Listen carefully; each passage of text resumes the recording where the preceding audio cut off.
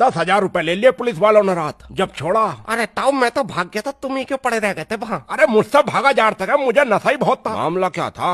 अरे कुछ भी नहीं, ये हुड़दंग उतार रहे थे यार शराब पी कर रात। साले जो गाली दे रहे थे वे तो भाग गए थे पहले ही। यो साला बल्लू भी भाग गया, मुझे ले गई पुलिस पकड़ कर। ये रहे। अरे कौन लाइट मार रहा मुंह पर? पुलिस है पुलिस? ओ बल्लू उठे, बल्लू उठे, पुलिस! अरे गिर गया। ताऊ क्या कर रहे हैं? मुझे दाब लिया।